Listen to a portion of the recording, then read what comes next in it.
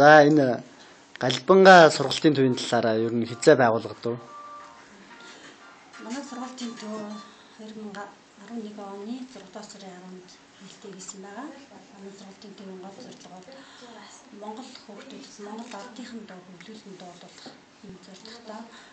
Дээрээс үндэсний хөгжим, төгөлдөр хуур, ямаахаа хөгжим, хаман хуур, морин хуур зэргийн хөгжмүүдийг ингэж ганцаарчлан заах заавар юм бусад сургалтын төвүүдээс онцлог байгаа. Одоо өмнө нь энэ Монгол ихшгэлэн гээд хамтлагийг бас сургаж тодорхой хэмжээний бүтээлүүд хийсэн гэж байгаа. Тэр талаар танилж. Тийм ээ, манай Монгол ихшгэлэн хамтлагийн хүүхдүүд маань цэцэрлэгт байхдаа 4-5 настайдаа анх Монгол ардынхаа дууж Монголд анх удаа Монгол ардын дуугаа өргөн дуулах гэсэн цамаг гаргасан байгаа.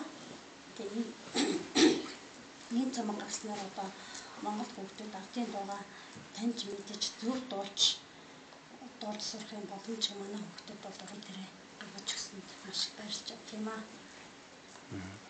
Ямар багш нар хичээл зааж байна? Одоо манай Галбанга сургалтын төвд бол Батар багш маань Сөрөнзөн болдын Батар багш маань багшилж байгаа. Мөн төмөн хичээлийн мэргэжлийн хөгжимчд бас ирж хамтарч ажиллаж хичээл зааж байгаа. Яг ямар хөгжмүүдийг зааж байна? Энэ сургалтуудаа нэг дэлгэрэнгүй танилцуулах шиг нэг бүрчлэн. За манайх бол ерөнхийдөө хүүхдүүд маань Монгол ардын дууг 2-3 дуу сурах хэрэгтэй. Хүүхдийн дуу бас 1-2-ыг яг сарын хугацаанд зайлшгүй сургах гэж бодож байгаа.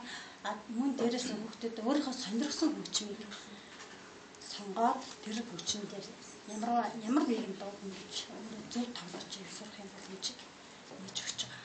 Энэ бол хүүхдэд одоо дуугаач дуулчтай, хөгжмөөч дуулчтай бас энэ даваа талыг болгож байгаа.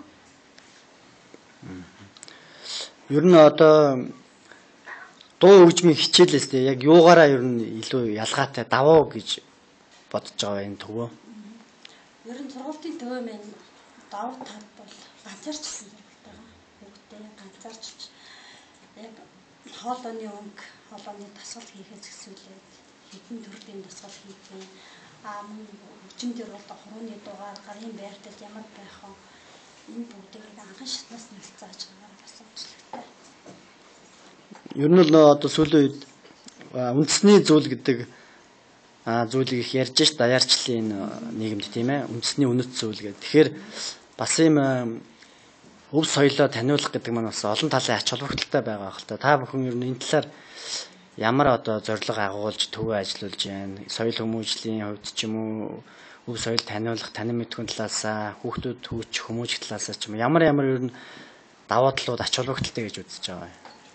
Тийм ээ, бид нар уран бүтээл хийх явцад нэг зүйл ажиглагдсан л да. Энэ юу гэхээр хүүхдүүд маань эх орноор бахархах, эх орон сэтгэлгээтэй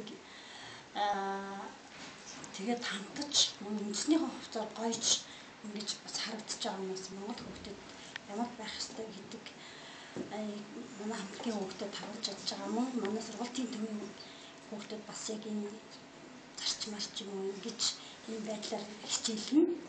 Тэгээд бидний уран бүтээлийн гол бас онцлог гэх юм бол яг эх орны сэдвтэй Монгол ардынхаа өв соёлыг дуулж бусад хүүхдүүдтэй найз нартай мөн Монголын бүх хүүхдүүд ингэж үлгэр дуурайл болж дуулахаар талуудтай.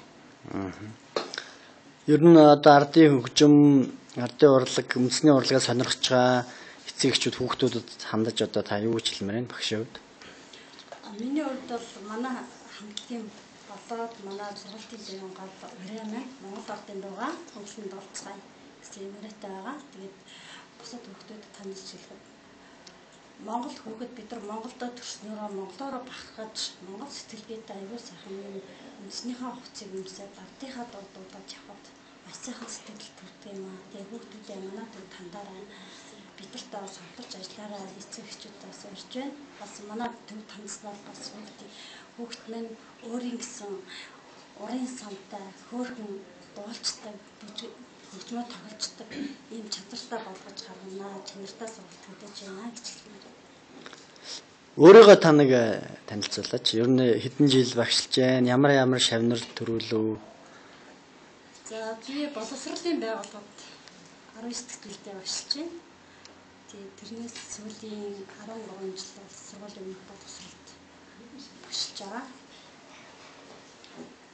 Монгол Ишлэн амтны анх үүсгэн байгуулж Монгол ардын дууг Монгол үндэснийхээ хувьцгийн үндэсгийн ардын дуугаа дуулуулах гэсэн бод санаатаагаар анх үйл ажиллагаа дугуйлын хичээлийг манай хүүхдүүд анх хичээлж эхэлсэн. Тэгээд одоо өдөө хүртлийн хэдэн хүүхдтэйгээ бас уран бүтээл хийгээд Монголд одоо 2 ч удаа тайлбар тогтолцоо хийлээ. Манай Монгол ардын дуугийн дуулцгаая бид Монгол хүүхдүүд гэсэн 2 удаа бие даасан тогтолцсон байгаа.